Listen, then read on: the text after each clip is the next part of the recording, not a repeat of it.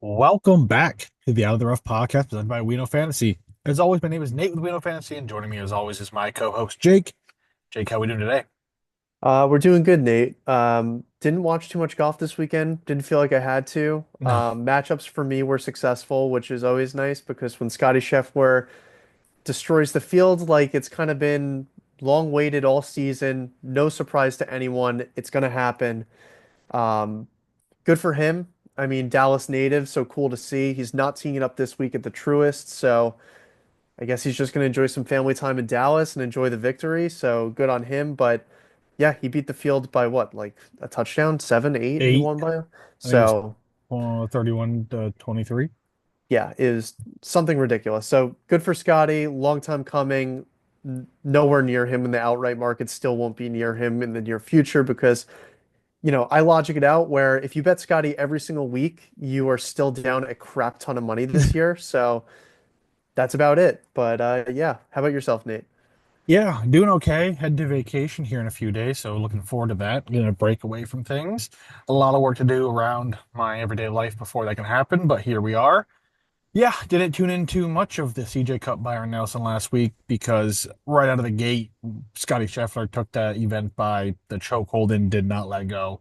It was a dominating performance from start to finish, and we even talked about it. Well, we even joked about it on last week's podcast there, Jake, when we said, Scotty Scheffler's not the type of event to come out and win a birdie fest. He's not the type of guy to Yeah. get a ton of birdies. And then we're like, well, watch him do it this week. And sure enough, he did it this week, and he did it minus 31. Absolutely thrashed the field. From day one, he led by like three or four, and then had like one of the largest 54 or 36 and 54 hole leads on the PGA Tour in a decade and a half or something like that. So insanity there. Beyond that, there wasn't anything else in terms of DP World Tour last week like that. There is some this week. Two PGA Tour events with an alt-field play opposite Truist. I am a little upset though, Jake. I know I'm heading vacation here in a few days, but my wife managed to schedule it the same day the Truist Championships, 3 hours from my house. And I tried to convince her to let's head to vacation a day early, drop me off at the golf course as we go through, and go do something else with the kids, and then pick me back up. And then she refused to do that. So You tried. I tried. I pitched it. I offered to send her shopping and whatnot, but she said she would rather not do that with three kids under 7 years old, and I don't blame her one bit. So we watched The Truist from the phone on the beach. I guess we can't argue with that this week. And then, of course, opposite of The Truist is the One Flight Myrtle Beach Classic all-field event, and then DP World Tour, Turkish Airlines Open, and next week, second major of the season, PGA Championship at the famed Quail Hollow. Going to be a big one there. The only thing that's helping ease this absence of myself in the Truist Championship is the fact that the PGA Championship will be in Philadelphia next year again as well. So we'll make up for it next week, and of course, Ryder Cup at the end of this year. So I think I'll do all right. I think I'll do all right, Jake. Yeah. Yeah, you definitely will. All right, Jake. Before we do hop into things this week, where are you finding on social media? Yep, you can find me at DJ Freeman on Twitter. I post my outright cards on my Twitter, so be sure to check those out. If you're looking for any additional information or matchup plays, first round leaders, exclusive content, be sure to join our Discord completely free. Once you're in there, no hidden paywalls. You have access to everything in there. NASCAR, golf, what am I missing? Tennis, soccer or football, whatever you want to call it, depending on where you're from. But a plethora of channels, a lot of people with a lot of good information. So be sure to join completely free at your fingertips. So there's no harm in joining at all. Yeah, definitely hop in there, guys, from top to bottom on the golf betting side of things. We are active a darn near 24/7 in there. Each week we do things like the community wager tracker where I list everyone's bets for the week. And then we help each other across the finish line. We, discuss bets, discuss players, discuss rules, discuss everything informing not I don't even know what I'm trying to say here. Involving golf, that's the word I'm looking for. Geez. From the game of golf to golf betting, all of that. NASCAR's been very active this season. Tennis is there. Soccer, football, we just started and seen a few things cross the line there. I know the Premier League is winding down, and I think Liverpool's already been crowned champion. So we'll see how that goes here shortly. But yes, guys, free tool at your fingertips. Darn near 200 people in there. Be sure to hit us up for the link and get in there and get involved. You can follow myself, Nate, on Twitter at WKF Nate. Be sure to follow We Know Fantasy on all forms of social media at We Know Fantasy. Be sure to visit WeKnowFantasy.com for some more fantasy sports content, fantasy baseball, basketball, football, NASCAR, golf, everything in between. We have you covered. On there, my all out of the rough golf betting article series where I really go in depth each and every week. The PGA Tour, DP World Tour, and LPGA majors, PGA Tour, full breakdown of my DFS suggestions and betting cards, everything else on the other two tours from there as well. On there, you can find Craig Thompson's LPGA breakdowns each and every week of the LPGA Tour and occasionally the LET, the Ladies European Tour as well. He's hit 2 or 3 winners so far this season, including a 100 to 1 in what 6 or 7 events he's been with us. So absolutely phenomenal stuff there. And of course, Andrew and all tour golf bets, breaking down the Corn Ferry Tour and Hotel Planner Tour. I know he hasn't hit a winner yet. He's been close, and he only suggests 2 or 3 golfers per tournament on each tour. And those tours are so hard to hit. We talk about this all the time. The DP World Tour is absolutely insane to turn a profit on and hit winners on, let alone the Corn Ferry or again the Hotel Planner, the feeder tour, the DP World Tour. Absolutely insane stuff that he does there as well. Yeah, beyond that, everything you need to know on WeKnowFans.com. Check it out. Ask to join the weekly Out of the Rough newsletter where I compile everything we have to offer in each and every week, sent directly to an email inbox near you.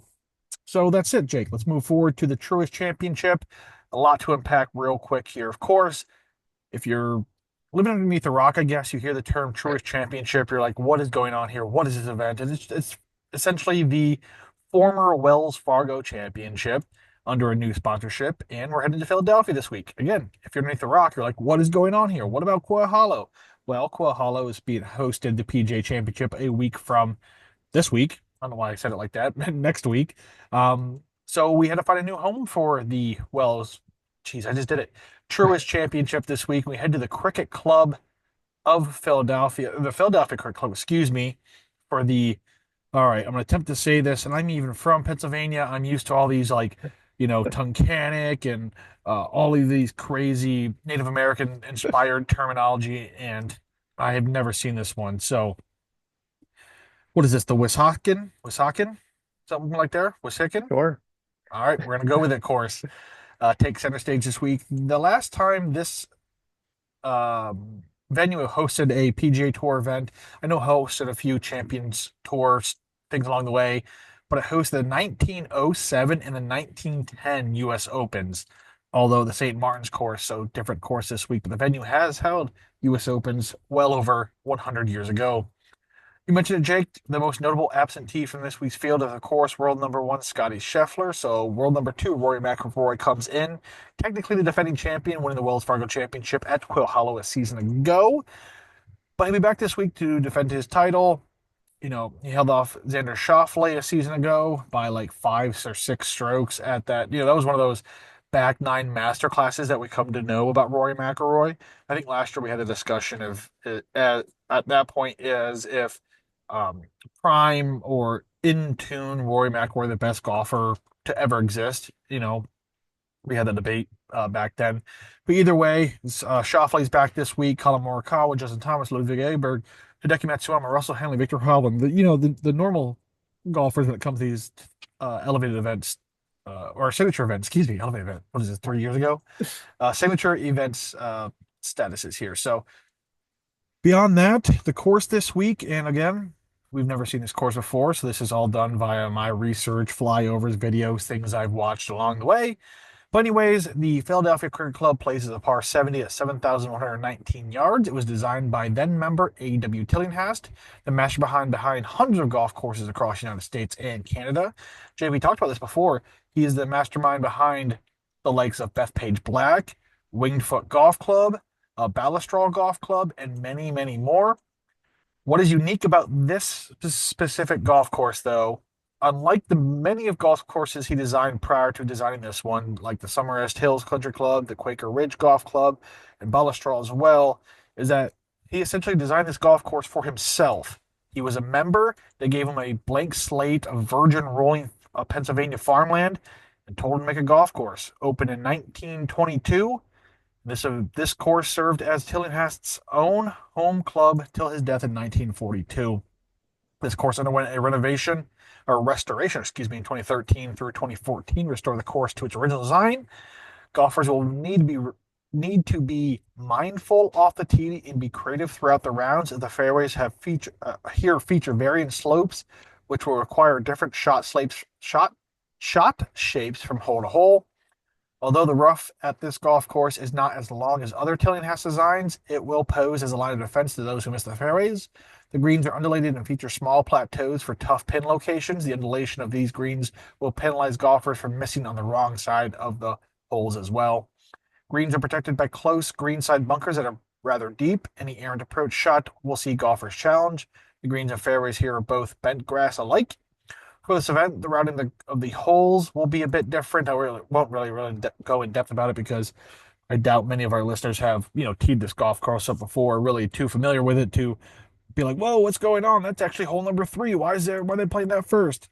The only thing to note here is that with this rerouting, the final four holes, I believe, or so, starting with one of the most the signature holes of this event, excuse me, the par 15th hole known as the quote unquote Great Hazard, leads the final four holes, which will offer plenty of excitement and dramatics down the stretch.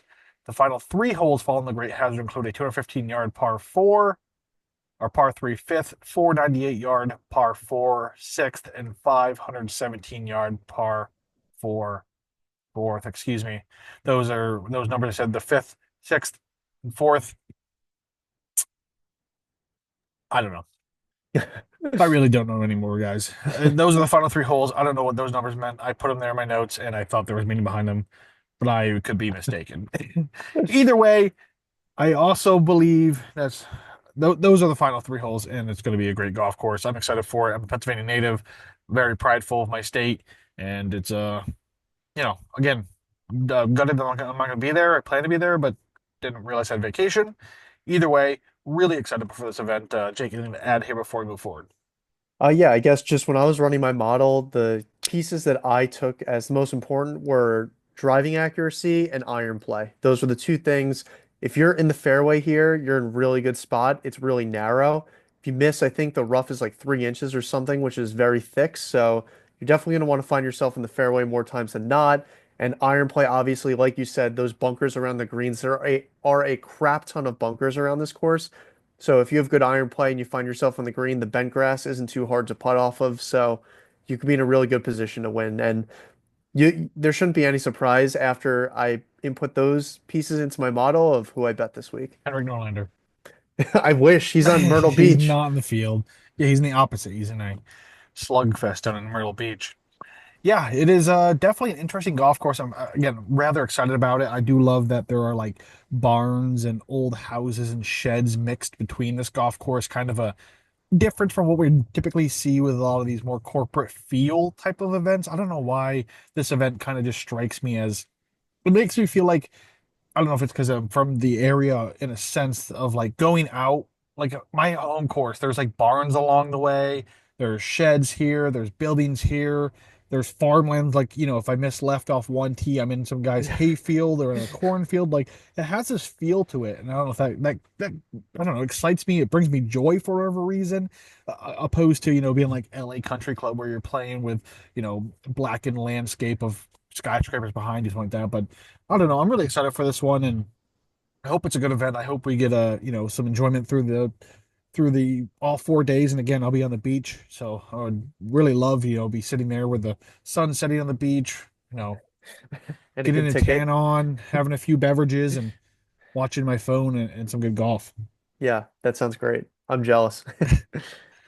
Again, have I mentioned I'm gonna be upset I'm not gonna be there? But anyways. Anyways, let's move on to our betting cards here, Jake. I have five guys. I've There got was one five too. guy I wanted to leave off, but I couldn't, and I'll just kick things off here. It's Colin Morikawa. I can't. I have a problem, and like it's not like the number is anything crazy, and he has won in 3 years, 15-1. It's not awful. There is some meat on the bone, especially without a Scotty Scheffler. I know we're having Rory McIlroy, who at this point is having a, you know, almost darn near better year than what Scotty had a season ago, despite, Scotty won like 6 or 7 times last year. But we're talking about Rory McIlroy, who has won Pebble Beach, the Players, and the Masters already this season. That's kind of good. So again, no Scotty this week. Doesn't play the week before majors typically. Colin Morikawa. This seems like, man, how many times are you going to say this, Jake? Yeah. We're a broken record at this course at this point. Every time we talk about any golf course, we're like, this is a Colin Morikawa week. This feels like a great course for Colin Morikawa. And guess what? It never is. But if there were to be one, this feels like it, like narrow fairways, don't have to hit the ball a mile. You have to be selective with your shot shape off the tee. Just put it in play and, approach this with strong irons. That's what Kyle Morikawa does. An elite ball striker, elite iron player, super, super accurate off the tee, doesn't make mistakes. The putters what really leaves him, lets him down, but I'm not sure how important putting will be here this week. I know it's a signature event, it's a challenging golf course. Putting's going to be of importance, but it's not going to be the most important thing. Colin Morikawa scrambles well, and on the season, man, he's been rather good along the way. Uh, 54th in his last outing. Well, if we want to throw out the Zurich, where he missed Yeah. the cut with Kurt Kitayama. But anyways, 54th at the RPC Heritage, not good. Throw those out of the way. We have 14th of the Masters, 10th of the Players, second of the API, 17th of the Genesis, 17th of the Pebble Beach, and second of the Century. We're talking a guy he is third on tour on approach and good drives. He's seventh in proximate hole for 125 to 200, 14th off the tee, 21st in ball striking, 34th in par fours, 41st in scrambling. The list goes on and on. Again, the only bad thing about his game is his putting, and that's kind of it's not a really good thing to be bad at. But Scotty Scheffler has made himself world number one by a mile by being a bad putter. I know this year is kind of scary because it's arguably his best putting year of his entire career. But again, Colin Morikawa at this point, it's absolutely insanity.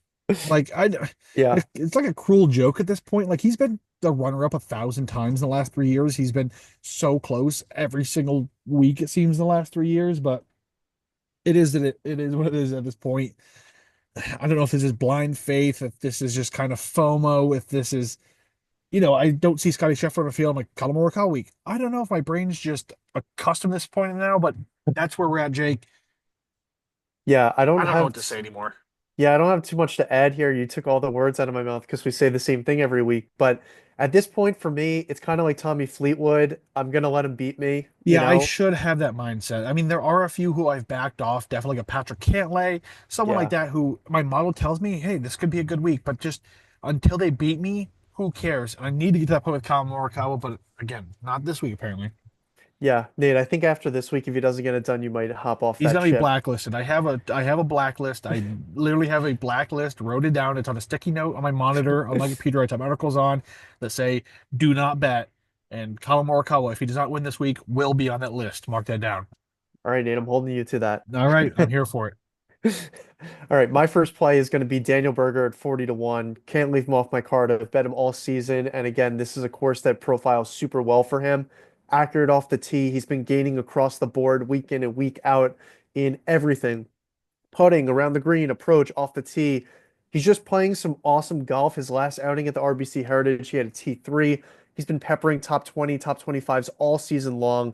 40 to 1 might be a little bit short. My model produced a fair number closer to 45 or 50, but again, I've been on him all season. It's not too far off the mark here, and I want to see Daniel Berger across the line, and I think that this is a really good chance for him to do it.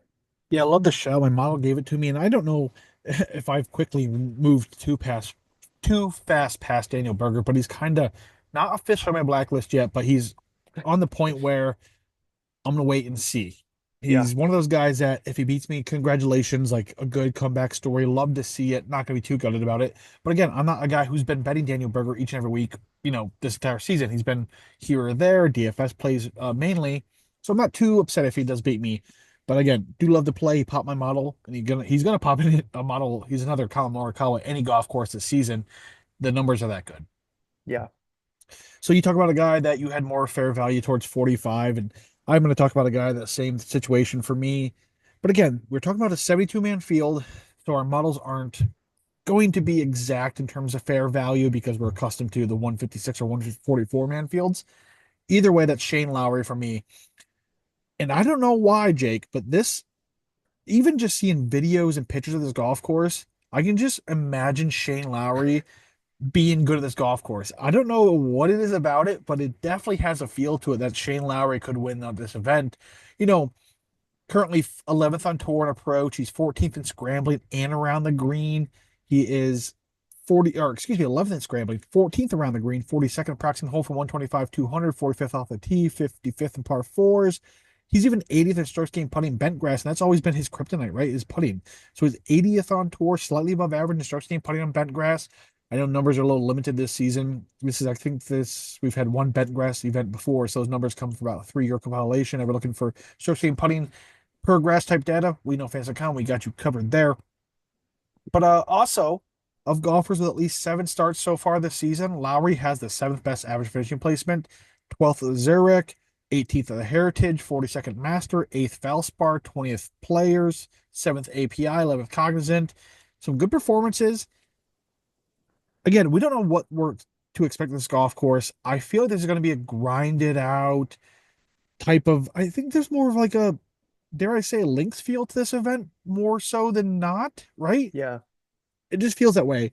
And I don't know if it's just the farmland aspect of it, kind of Ireland feel. Scotty Scheffler 40 to 1, not again, not Scotty Scheffler. Shane Lowry. I would love to take Scotty Scheffler Yeah. 40 to 1. Even if he's out in the field, 40 to 1 seems like fair value for Scotty Scheffler at this In point. case he tees it up. Yeah, in case he is there somehow. But yeah, Shane Lowry 40 to 1, my next bet. Yeah, I like that call. Again, I'm a little concerned about the putter, but Yep. it is his best putting surface, so there's that to hang your hat on. He's shown that also this season that he could spike with the putter at the AT&T Pebble Beach Pro-Am and at the API. He gained over a stroke per round with that putter. So again, the odds might not scream fair value, but there's definitely still meat on the bone at 40 to 1 to add to your card if you think that that's the route to go. Here we go. Yeah, so I jumped over my first play on accident. I don't know, I'm crazy or whatnot, but not too far off in the odds. I went with Russell Henley at 35 to 1. Fair. Just doesn't I was on him on his wins, so it's a little bit of a soft spot here. But when you think of needing to hit fairways and iron play and good short game, that's literally Russell Henley to a T. The API was the biggest win of his career so far. I'd like to think that this could come up. I mean, I wouldn't hold this to the caliber of the API just because of the course change. But again, this could be another huge win for Henley at a course that profiles super well for him. Accurate off the tee, insane with the irons, great short game. Another guy who just peppers top 10 and top 20 finishes all season long. Um, if for nothing, I hope he gives me a good Sunday sweat. So I thought 35.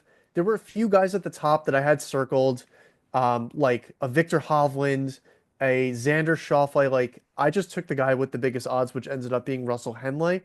So that's where I decided to go with my technically second selection, but the lowest odds I've got here. Yeah, so we talked about this golf course already, what you need to excel here, or what we believe you need to excel here, and that's Russell Henley, right? There's nothing more to argue against it. We talked about Colin Morikawa. It's kind of the same golfer in a sense. Russell Henley just seems to be a bit better than Colin Morikawa at this point and has won recently. Now, I need to ask you a question, Jake. How are Yep. you going to feel when, Russell Henley wins his event? That would pretty much clinch him a spot on the U.S. Ryder Cup team. We take Russell Henley to Beth Page Black. Doesn't seem like a good combination there. Oh God, he's gonna get freaking lit up by that golf course. We are in some deep crap if that's the case. Man, But he's probably darn near qualified already. I know, which is really unfortunate, but we would just have to hang our hat on putting Russell Henley in the gym and getting some driving distance on him for the next couple months. Now, in your opinion, would you strategize it as we'll just put him against Rory McIlroy, accept the 3 points loss, so we're not putting, say Scotty against Rory and making it a tough challenge? No, I want to see Scotty and Rory. Of I course we think do. that's going to be an absolute grudge match. I think they want to appeal to the fans too. Like come Sunday, there might be some gamesmanship, but like day one, show me the Oh yeah. big dogs against the big dogs. All right, let's move it on. Talking about the Ryder Cup, I'm going with U.S. Ryder Cup captain Keegan Bradley, and we're in the Northeast, guys, and who pretty much is the king of the Northeast when it comes to golf? It's Keegan Bradley. We saw him 2 years ago return to somewhat his home at TPC River Highlands, take down that event. And now he's back here in Pennsylvania. A very similar type of golf course to what he's used to, that bent grass across most of the golf courses in the area. Uh, yeah, just a good feel for Keegan Bradley. And we talk about it. He wants to be a player this year on the Ryder Cup. He wants to be a player captain. And to do that, he has to automatically qualify. And he's running out of time. He needs to make a splash, and he needs to make a splash now. Like he's gonna it's going to be close. He's probably going to need two victories between now and qualifying to automatically qualify with the caliber of some of those guys on there, and dating back to some of what some of them guys have done. But Bradley, he's 16th on tour and approximately hole from 125 to 200. He's 20th on par fours, 24th on approach, 28th off the tee, 30th strokes gained putting bent grass, 34th ball striking, 36th around the green, 67 good drives. The list goes on and on. He plays this type of golf course extremely well. Last saw him RBC Heritage 18th there, miscut the Masters, but prior to that, 47th Valero, 20th Players, 5th API, 34th Genesis, 15th Farmers, 6th Sony, 15th Century. 50 to 1 is great value here for a guy who's very good at Northeast United States golf courses and plays, a game that fits this golf course well. Yeah, I was really close to Keegan this week. I would love to see him win. I really want to see him play on the Ryder Cup. I think that he fits Bethpage Black really well. But anyway, a lead on approach. He's a great driver of the golf ball, distance and accuracy, which could prove to be really good here. The putter the last 3 weeks has been absolutely abysmal for Keegan, so that's kind of what steered me off of him. But by all means, if it comes down to it on Sunday and my guys are out of contention, I will be heavily rooting for the U.S. Ryder Cup captain to get over the finish line and bring himself one step closer to being a playing captain.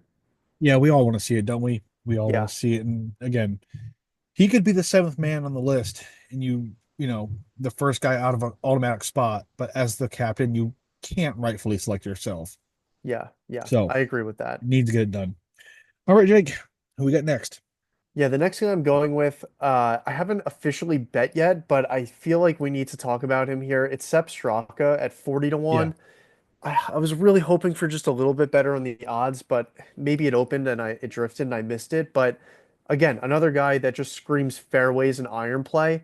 The putter leaves me a little bit concerned, but we saw the putter just absolutely go nuclear beginning of this year at the American Express where he won and then just continued an insane run of form, playing some great golf as of recent too. Not as great as the beginning of the year, but it's hard to ignore a guy who just week in and week out gains a stroke and a half per round on approach and hits every single fairway at a course where those are the two most pivotal things to get the job done. So if Straka can make putts this week, it would surprise me not at all for me to see him get over the finish line. And if it was 50, I would snap put this in, but 40 is making me think a little bit more as to where I could allocate, to him or just to not go to him.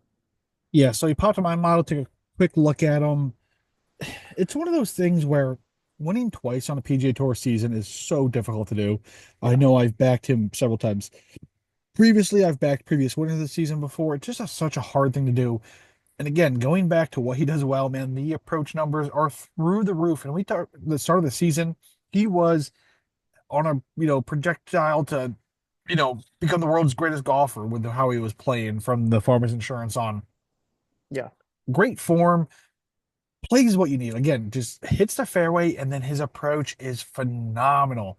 Proximity numbers are through the roof, and yeah, I can't doubt you there because I thought about it. He was close, but I went with the likes of the guys I've already talked about. Yeah. All right, so my next play here is the guy I'm most excited about. The guy who, per my stats based model this week, is my favorite to win. That's Robert McIntyre here, the Scottish man himself. 66 to 1's where I got him. What a fantastic number. I'm not sure what he's down to now, but yes, Robert McIntyre, second on tour in strokes gained putting bent grass. That's second on tour in strokes gained putting bent grass. Absolutely berserk, on those greens. He is also ninth off the tee. He's 20th in good drives and ball striking, 33rd on approach, 41st in par fours, 49th approximate hole from 125 200, 62nd scrambling, 117th around the green. Hasn't been the best form as of late, though. 32nd at the Zurich Classic, 66th at the Heritage, missed the cut at the Masters. Prior to that, though, ninth at the Players, 11th at the API, sixth at the W Phoenix Open. Some great results there. Oh, excuse me, 66 to 1 goes absolutely nuclear on these types of greens. We saw it at the Canadian RBC Canadian Open a season ago. When it comes down to it, bent grass, he has a feel for that. He will go. I'm not sure what grass was is at the Scottish Open either. Maybe it's bent grass, maybe not. But either way, he has a feel for this grass. and he has the rest of the game, finds the fairways, strong on the approach. Around the green numbers do scare me a little bit, especially with these deep bunkers and, you know, again, with the undulation of these greens where you miss the wrong side. Hopefully the approach numbers allow him to not miss the wrong side and then roll off or into these bunkers. But yeah, really excited about Robert McIntyre this week, especially being 66 to 1. Yeah, he's an extremely well-rounded golfer that could pop in every single area. If it comes together for him in 1 week, he could honestly take down any tournament against anyone. So that's really good to see as well. Yeah, 66 is a really good number. I don't know why I didn't give him a look initially, and I don't. There's just something that's pushing me the wrong way with McIntyre. I can't really pinpoint exactly what it is. It just hasn't seemed to come together for him recently in his last three outings. So I like to see some short form history here. But like you said, he started the season off insane, playing some really good golf. I would love to see him across the finish line. He's one of my favorite golfers. So maybe it's his week this week at the cricket club. Yeah, Bobby Mack gets it done at the cricket club. Seems fitting, right? Seems fitting there. Yeah, well, the next guy I'm talking about, I think it would be even more fitting to win at the cricket club. It's going to be Aaron Rai at 55 to Okay. 1. Just another guy. It should come as no surprise. I gave you the things that I put a crap ton of weight when I ran my model. It's driving accuracy and it's irons, and that screams Aaron Rai 55 to 1. It's kind of tapered off a little bit for Rye as of recent, but that doesn't really scare me. I think the number is more than acceptable at 55. There's definitely meat on the bone. He hits every fairway like pretty religiously. The iron play is he spikes with it here and there. It's kind of tapered off a little bit, but again, that doesn't really scare me. The short game can come as a little bit of a concern for Rye, but again, throughout the season, it looks like he's been in the green more times than not in both around the green and putting. So I'm taking my shot here on Aaron Rye, just hoping that he hits enough fairways and his iron's close enough that the putts don't really matter. He could tap it in from 5 feet. All right, Jake. Well, I'm joining you in Aaron Ride this week. I have him 75 to 1. Yeah, good So number. absolutely love that number. That was a quick click for me. Again, I came into the week running my model Monday morning, knowing what you need to excel here. And Aaron Ride was already on the mind when I saw 75 to 1 and scooped it right up, especially in a 72-man field. You talked about it. Second on tour on good drives. He's fourth in par fours, 24th off the tee, 45th on approach, 52nd on ball striking, 93rd around the green.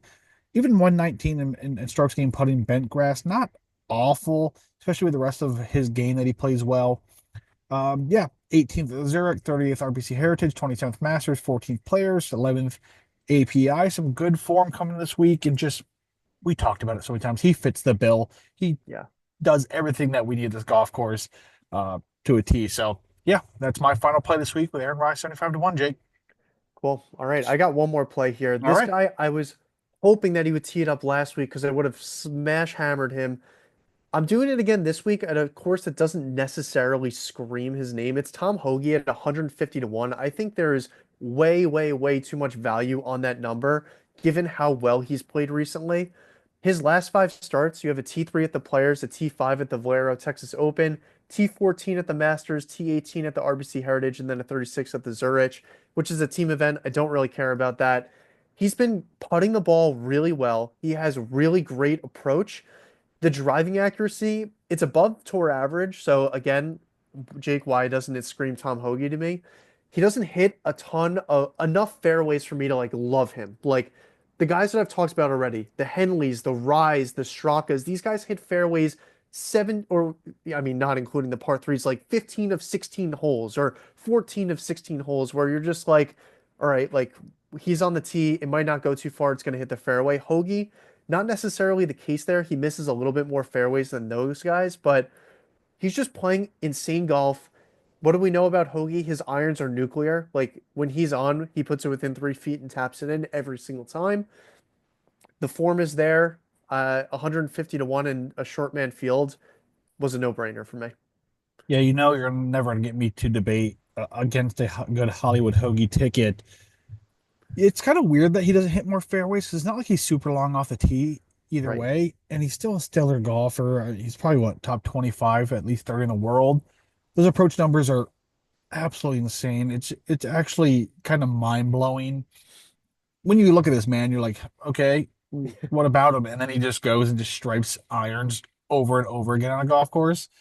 Love to play. There's a ton of value there. That's definitely one I oversaw because I definitely would have played that. And in my card, Aaron Rice 75 to 1. So double that value for Tom Hoagie at 150. I think, I mean, in reality, Aaron Ryan, Tom Hoagie, they're not that far apart when it comes to talent or winnability on the PGA Tour. No, not at all. All right, Jake, anything to add here about the Truist Championship at the Cricket Club, Philadelphia Cricket Club, before we move forward? All I gotta say is if driving distance matters, my card is absolutely screwed. Don't you hate when you do all this research and you definitely favor one thing and then it's going to be like, I know he's not in the field, but like Chris Gotterup comes out and just Yeah. wins the event. Like someone just that just hits the ball a mile and that's the entire MO of their game. Yep. Yep. Been there, done that 100 times. Exactly. All right, let's talk about the alternate field PGA Tour event here. We'll pick up the pace here a little bit, Jake. The OneFlight Myrtle Beach Classic. You know, the golf capital of the world is Myrtle Beach. If you've ever taken a family vacation, if you live in the East Coast, good chances are you visited Myrtle Beach at some point in your life. It's kind of like the destination of, at least Northeast United States people. And, in visiting there, at least someone in your family, maybe yourself, definitely pack the golf clubs because there is hundreds of, you know, premier golf courses in the area, championship caliber golf courses. And last year, the PGA Tour recognized that finally and held the first PGA Tour event in Myrtle Beach. So we're returning this year for a second year to the Dunes Golf and Beach Club for the consecutive seconds for the consecutive second consecutive season. That was a tongue twister. Along the way here, this is the third of five ultimate field events so far this season. I think this will be the last one before that, like back to back at the Scottish Open and the Open with the Barracuda and what is it now? It used to be the Barbasol. Now it's something different. Either way, field this week. The most notable, I hate to say this, but the most notable person this week's field is none other than Tom Kim, who has now failed to qualify for the Truist and signature events. Desperately, desperately, desperately needs to find some kind of form quickly, or he's going to, find himself in a world of hurt for the future and everything that comes along with it. So he's there, the Nico Echevarria, Mackenzie Hughes, Rasmus Hogard, Jacob Bridgman, Patrick Rogers, and Thurston Lawrence are all golfers in the top 75 of the OWGR playing this week. Mentioned it already. Chris Gotterup comes the defending champion, dominating last year's event to win over the likes of Davis Thompson and Alistair Dockery by 6 strokes. And back this week to defend his title.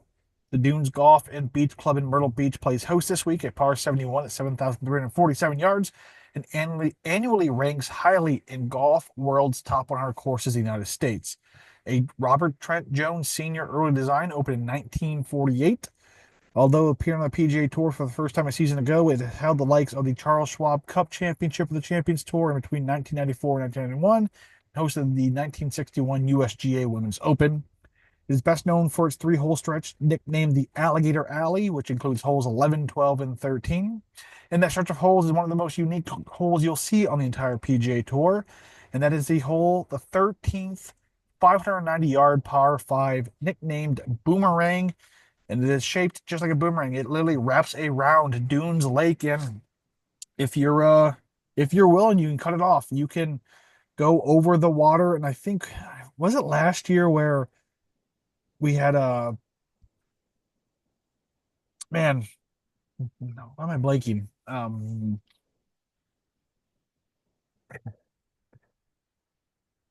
Diet know where you're Coke, going with Big this. Beard, Diet Coke, Big Beard. legend, Oh, hits the John ball well. Daly? Yeah, John Daly. Did he play late here last year and attempted to clear that lake like Let's eight see. times and found the water each time? I believe he did. I believe Hang this on. was the year. Either way, I don't think so. I'm pretty sure he played here last year. I don't know where my phone's at. It's not coming up for me as playing this event. Huh. Maybe I'm thinking of someone else. So. 2024. John Daly. I feel like I remember something where he did put in the water like 8 times, but I don't know if it was maybe it was a different event.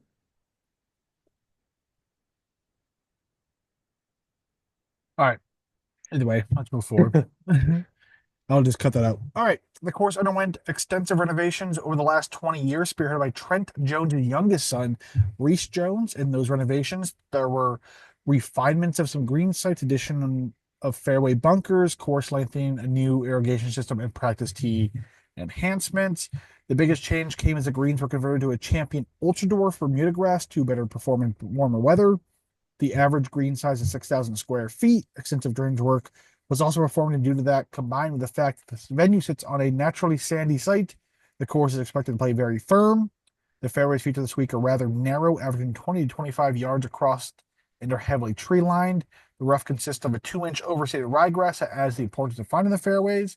Holding the greens, firing on the rough, along with the expected firm and fast conditions, will be extremely difficult. As many of 16 of 18 greens are also bunkered on the left and the right.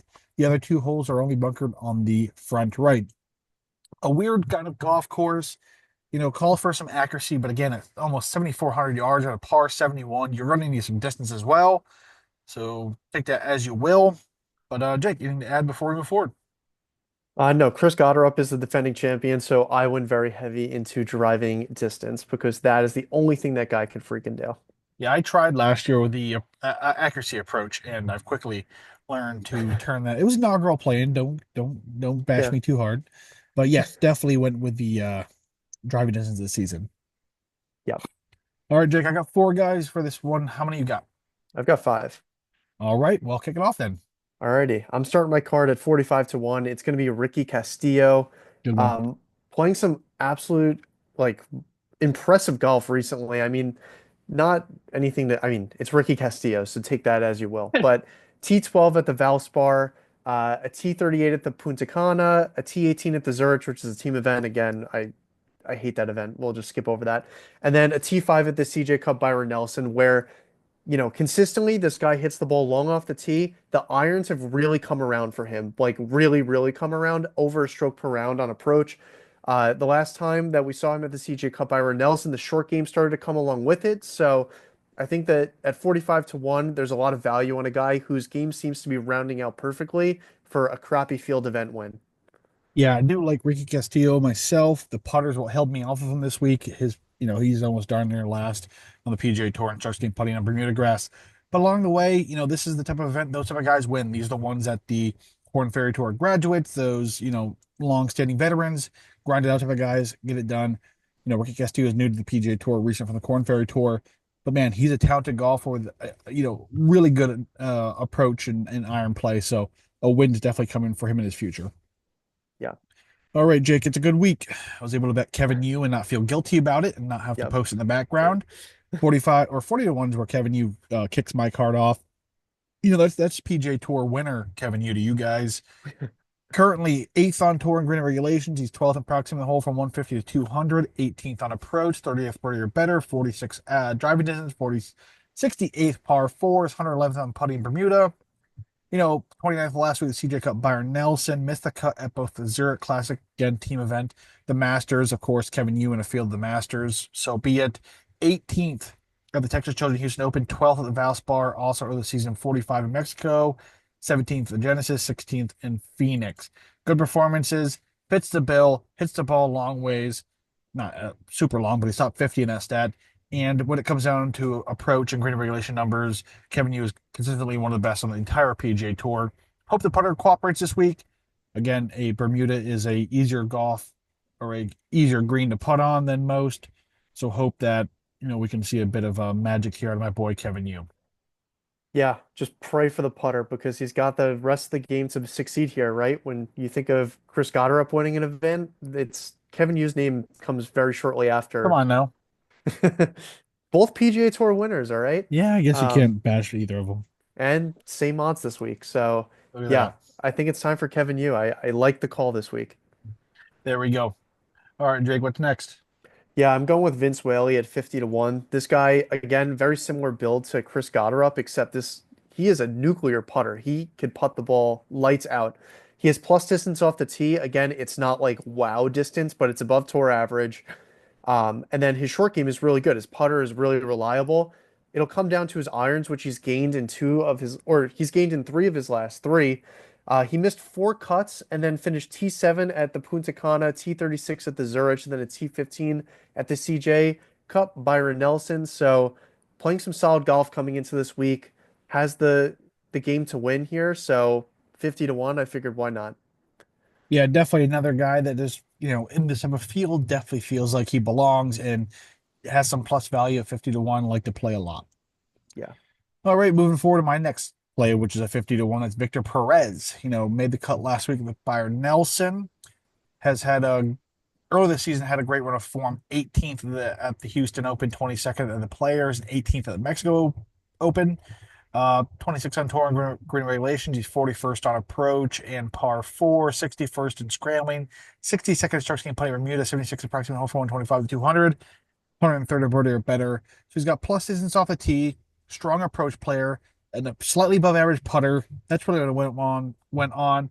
A veteran of the game, has been around for a little bit, hasn't got it done on the PGA Tour, of course, but just kind of does everything well. Nothing Yep. extremely well, enough to do things well. And that's maybe the difference here. If he's down there at the end, I know he's never crossed the finish line himself, but a veteran presence who isn't going to put himself into harm's way too much. That's why I went here 50 to 1 with, yeah, Victor Perez. I almost forgot his Yeah. name. Yeah, he's very spiky, which is good. He just needs to piece it together one week. And again, what better time than in a crappy field event to put it together and beat, a weaker field here. There we go. My next play here to come to absolutely zero surprise, it's Henrik Norlander, I 60 to figured. 1. Again, no driving distance off the tee, so I'm taking back everything I said about that. But what's good is he hits fairways a ton. His approach play is absolutely nuclear, and the putter has really turned a corner recently, like to the point where I'm comfortable betting him at 60 to 1 in a field where you need driving distance. So his recent form's been very strong. A T16 at the Valspar, T12 at Valero, T18 at the Punta Cana, T4 at the Zurich, and then a T45 at the CJ Cup Byron Nelson. So coming in with some strong form in a weaker field event. Again, doesn't necessarily profile perfectly for him, but I think there's enough meat on the bone to take a shot on a guy who's going to hit fairways for you. Yeah, I'm not going to add anything here. Frankly, don't endorse Henrik Norlander bad, so I'm not gonna talk about it. And Jake talks enough about him, so I don't really need to, go in depth at this point. If you listen to this podcast, you know a lot about Henrik Norlander, probably more than you'll ever need to Just know. want to But know. Yeah. all right, let's roll to my next bet here. Matty Schmid, 66 to 1. He is very, very good with long irons. He is fourth on tour in approximate hole from 150 to 200. He's 16th in average driving distance, crushes the ball. 39th on approach, 63rd or 39th in green regulations, 48th birdie or better, 63rd on approach, 80th stroke ski putting Bermuda. That's basically it. Long iron player, you know, plus distance off the tee, an average on approach, and average in putting. Good combination for this golf course. He has missed a cut last week at the Byron Nelson, but placed ninth at the Corliss Punta Cana, 28th at the Valspar, 6th at Puerto Rico, 18th at Cognizant, and 25th at the Farmers Insurance Open.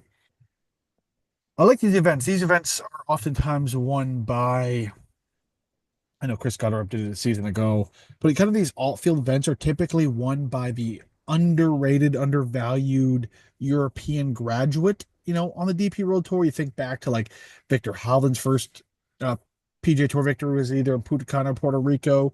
Those type of things where they don't kind of have the same recognition as say a Dominic Corn Ferry Tour promotee. I know now it's completely different in today's game because of the relationship between the DP World Tour and the PGA Tour now.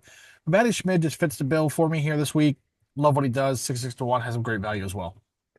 Yeah, the long-term profile is really good for Matty Schmid. You've now listed off a couple guys, Nate. You better pray that around the green is not a factor this week Yes, yes, because definitely. these guys are pretty bad in that Kevin, you category. included. Yeah.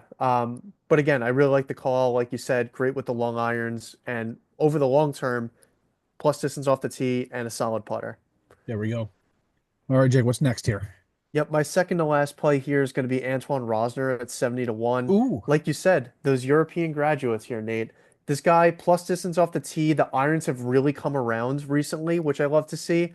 I am praying to the Lords, like we have with most of the guys we've bet, that the short game just isn't abysmal. Like just be surface level and these guys have the game to compete elsewhere. Um, some okay form coming into this week. He's made, I think, like 10 cuts in a row, which is impressive to see from Rosner. Capped off with a T13 at the CJ Cup Byron Nelson last week. The putter was actually positive, so I'm hanging my hat there that at 70 to 1 in an alt field event that he can get it done. Yeah, the only thing that I can ever think of Antoine Rosner is, he also had the inability to close on the DP World Tour last year, Italian Open. Definitely one of those things where he was one of two that had like an insane lead, then both blew it. But I love this shout. Again, talking about European graduates in these type of fields, he does have plus distance. He does things well, and kind of a name that not many people are on often, right? He's not one of the Yeah. flashy names of the DP World Tour. He's not and insane like those typical like 200 to 1 values everyone loves to find and hold on to for an entire season. Just kind of stuck in the middle there. And I would not be surprised if Anton Rosner won this event. Yeah, he could pour in birdies in a hurry. He can, Like, he can. so I mean, he could also put up some insanely large numbers in a He can hurry also at the do same that. time. So just make the birdie stay out of trouble, Antoine. But that's also why he's playing in this event and not, Yes. in Philadelphia as well. If he could do, if he can get the birdies and avoid the bogeys, he'd probably be playing, uh, you know, up the East Coast a bit. Exactly. All right, let's round out my card here with a guy who fits the bill again, another 6 to 1 European graduate, Nicholas Norgard. Second on tour in driving distance. He's 10th in birdie or better. He's 22nd in green regulation. But then significant drop off. 102nd in stroke game putting Bermuda, 107th on approach, 131 in par fours, 168 approximate hole for 150 200, 180th in scrambling. What this guy does well is he absolutely crushes the ball with the best of them. He can pour birdies in a hurry. He can put up big numbers in a good sense, low numbers in a good sense in a hurry. He can also put up big numbers in a bad sense in a hurry. Just what kind of week you're getting here out of Nicholas Norgard. 33rd last week at the Byron Nelson. Earlier this season, 34 in Puerto Rico, 25 Cognizant Classic, 34 in Mexico. I don't know. I don't know. I'd feel more comfortable at like a 70 or 75 with Nicholas Norgard. 66 maybe is a bit reaching here, but again, he's a guy I enjoy. I enjoy the makeup of these young Denmark, Danish golfers, of course, being a big Nikolai Hogard fan along the way. Just I love what they're doing in Denmark and developing young talent. There's a ton of them coming up. There's some elite talents along the way. So maybe a bit of favoritism here in this play, but again, it's a guy who has, in my opinion, real win equity at this golf course. Yeah, if you look at Chris Gotterup last year, it's probably a very similar profile of like just nukes the ball and does everything else abysmally. So I mean, he proved to have success here last year, so it really wouldn't surprise me at all if Norgard gets it done this week. There we go. All right, finish her off here for it, Jake. Yep, my last play here is going to be Danny Walker at 80 to 1. I've been on him the last couple weeks, and he's played some really good golf the last couple weeks. So in an alt field event, playing against a weaker field than he has in the past couple weeks, I'm still going to stay on him. He had a T31 at Punta Cana, a T12 at the Zurich, and then a T25 at the CJ Cup Byron Nelson. Consistently plus distance off the tee. The approach play has been really solid. The short game, again, a little bit more sporadic, but it's been in the green recently. So I think this is a really good opportunity. This is a guy who has grinded. It would be a great story, a great win for him, and I'm all here for it at 80 to 1. Yeah. Again, these fields are super hard to handicap and all of that. So why not have a sense of, I guess, achievement or straight fandom, cheering Yeah. along the way if it were to happen, not only on your betting card, but getting a story like that would be fantastic as well. Yeah, and I'm just going to put this into the abyss here. Alejandro Tosti is winning this week because everyone was on him last week and he screwed everyone, and I freaking hate that guy. So I'm just putting that out there so we can talk about it next week. That would definitely be a fitting move by a guy of Alejandro Tosti's demeanor. And he fits this course like He pretty does. He nicely. does. Yeah, him and Sammy Valimaki will probably like go to a playoff or something with Yeah. the fact everyone's been on them so much the last few weeks. Yep. All right, guys, that rounds out the alt field event at the ONEflight Myrtle Beach Classic this week. One more event to talk about. Before we do that, guys, Need to make mention Aaron Wise is playing at Myrtle Beach this year, 350 to 1. So do with that information as you will. Not officially endorsing it, but you guys do with that information as you will. I'm going to be really tuned into the Myrtle Beach opposed to the Truist Championship. I got Tom Kim, got Kevin Yu, I got Andy Sullivan, and Aaron Wise in one golf event. I'm going to be glued to the Myrtle Beach this week. You left Henrik Norlander off the list, And Nate. Henrik Norlander's there as well. This is the out of the rough endorsement of the Myrtle Beach Classic opposed to the Truist Championship. Exactly. All right, so let's move over to the DP World Tour side of things, the Turkish Airlines Open. Before we do hop into this, guys, just fair warning, I don't have any official plays for this event so far. The stats page on the DP World Tour's website has been messed up all week, and I cannot access the stats, and I can't, in good nature, suggest anyone personally without being able to run my model, get the stats in front of me, and go from there.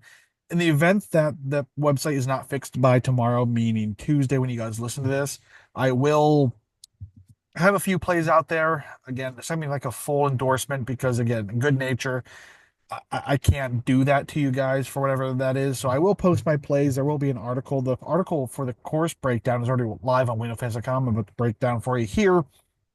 But just a fair warning, there are no official plays on my end. I'm not sure about you, Jake. Yeah, same here. I'm still waiting for that information before I make any plays, but again, just going based off of recent form, I do have, which I weigh very heavily for the DP World Yep. Tour. I have a few people that I already have circled for when that information is available. Yeah, same sense here. So, yeah, let me just break down this course for you guys, and we'll go from there. The first time in 6 years, the DP World Tour heads to Turkey for the Turkish Airlines Open. Once a mainstay on the DP World Tour schedule between 2013 and 2019, the Turkish Airlines Open has been absent following that 2019 installment. The Regnum Karya Resort will once again play host, having hosted this event between 2016 and 2018. This week also kickstarts the PGA Tour's European swing, consisting of 8 events, including the PGA Championship and US Open along the way. Field this week, so the top tier towns of the DP World Tour have qualified for the PGA Championship. Will be stateside in preparation for that next week. So with that being said, we kind of a one-off DP World Tour uh, field this week, led by last week's winner Marco Penge, and winning his maiden PGA Tour title. What I say, the DP World Tour title. Geez, 2 weeks back at the Hanen Classic. I'm all messed up, guys. Other winners on the season teed up this week include Richard Mansell, Dylan Nadu, Jaquez Koryach, Hotong Lee, Heliandro Del Rey, John Perry, Jonas Veerman, and Rick Johnson. Other notable names teed up this week include Johan Veerman, or Julian Guerre, Dan Bradbury, Angel Higaldo, Frederick LaCroix, and Ewan Ferguson. Recent European Ryder Cup captain Luke Donald will also be teaming up this week in Turkey as well. The course, it is takes, what let's see here, par 71 at 7,220 yards. The course's claim to fame is that it has been deemed Turkey's first Heathland inspired golf course. It is routed through a pine forest and set on slightly undulating sandhills. More than 1 million heather plants were added to the existing native heather to help create the unique look this golf course offers. Off the tee, golfers will be faced with tree-lined Bermuda fairways. These fairways, too, are narrower than tour average. Water also comes into play on 8 holes this week. Although the fairways are narrower than tour average, the greens featured this week are larger than tour average. Due to their size, these greens are easy to hit.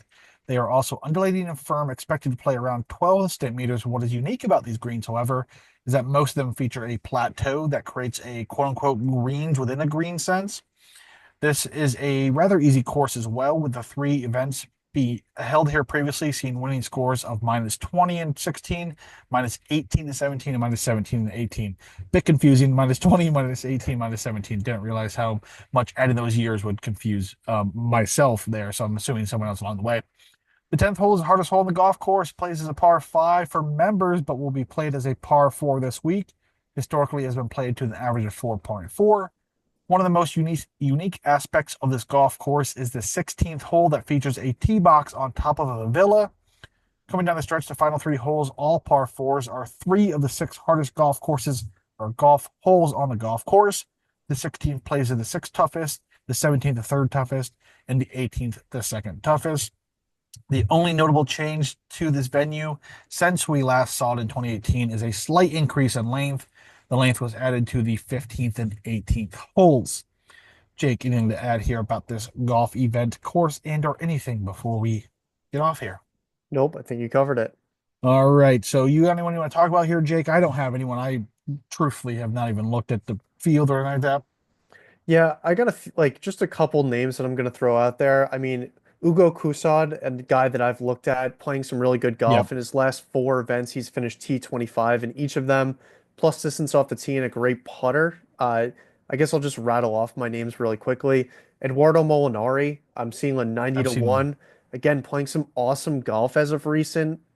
Um, Nothing really too crazy about his game. I guess he hits a ton of fairways, which a narrow, you said it is a little bit more narrow than average. So that could prove to be helpful for him there. And then, of course, this guy I've bet every freaking week, and he has not paid me off yet. It's Martin Kuvra, 70 to 1. He had a fifth place finish last week when I was on him, or 2 weeks ago. Sorry, they were off last week. So keep my finger on the button there. I think 70 is a big number for me. But again, I'm waiting to run my model before I put anything in. Yeah, the top of this board doesn't really interest me. I mean, Hotong Lee winning back to Guitar Masters, but doing so at like 33 to 35. He's done a 14 to 1. Jordan Smith notoriously like non-winner on the DP World Yeah. Tour. You got you know, Dang in there, young upcoming guy hasn't won yet. Yas Luton, who's blacklisted personally for me. Sam Bairstow also hasn't won in forever. Matthew Jordan, another one of those notoriously non-winners in the DP World Tour. Penge victory last week. Like a lot of this is going to be, kind of, in my opinion, feels like a long shot week. You have some Yeah. good guys down the stretch here. Again, I like to see what we have going on. Like at this point, like I know the form's not there. I'm just looking real quick, like a Jaden Shapper at 60 to 1. Like I was routinely betting this guy 18, 20, 22 each and every week to start the season with insane form. Kind of Yeah. fell off there. And that's what the DP World Tour will do for you. You have a guy who's going to be a top 10 guy for 4 straight weeks, and then, six missed cuts. You're like, whatever happened to so and so? And then you look it up and he's, missed cut six straights in a week in a row. But yeah, again, looking for that information, be sure to join the Discord. We'll be posting our articles, our plays in there, weknowfans.com, myself on Twitter. Check it all out. We'll have it posted when time comes. But yeah, a lot of golf ahead of us here this week. Guys, next week, there's a chance I'll be missing the podcast because, again, I'll be on vacation or traveling back from vacation. I'm not sure. My wife does the itinerary. I just kind of drive and exist in that world. So in that sense, we do have some guests lined up for that, some special guests, returning guests that if I'm not here, will be joining Jake. So be on the lookout for that. Again, it's insane that we're at the PGA Championship already. This year is flying. It's been fun, especially these type of years when I'm hitting winners quite often, especially some long shots, especially start the season with 120 to 90 to ones. Makes it a lot more fun along the way. So we're gonna keep it going. We're gonna keep it going. Yeah. Major season's right around the corner. We have, not too long at the PGA. We'll be in June. That means U.S. Open. Then we're into July and August, the Open. Like it's gonna be, the end of the season before we know it. Well, let's not hurry things. We have a lot of great golf along the way, including this week. Really excited about all the events this week. So Jake, where are people on your social media? Yep, you can find me at DJ Friedman on Twitter, where you can find my official outright cards posted throughout the week. But if you're looking to get those cards a little bit early or have any questions or just want additional content, matchup plays, first round leaders, anything like that, join our Discord, completely free to join. No hidden paywalls once you're in there. There's channels for golf, tennis, NASCAR, soccer, any sport you want. Reach out to Nate or myself. We'll make a channel for it. It's really whatever you want this to be, it can be. There's a ton of information, a lot of people with a lot of good information. So be sure to join that completely free. Message Nate or myself to get you the link to join that. For sure, for sure. Hop in there. It's a community, guys. If you're Yeah. sick of what some other apps are offering in terms of, lack thereof, we definitely have it made up for us on the Out of the Rough Discord. Come on, just join us. Give it a go. You can either just hop in, don't have to talk for a bit, get used to things before you do hop in there, or just jump feet first in or head first in, as I say. We'll welcome you with open arms along the way. Yep. Find myself, Nate, on Twitter at WKF Nate. You be sure to follow We Know Fantasy on all forms of social media at We Know Fantasy. Be sure to visit WeKnowFantasy.com for some more fantasy sports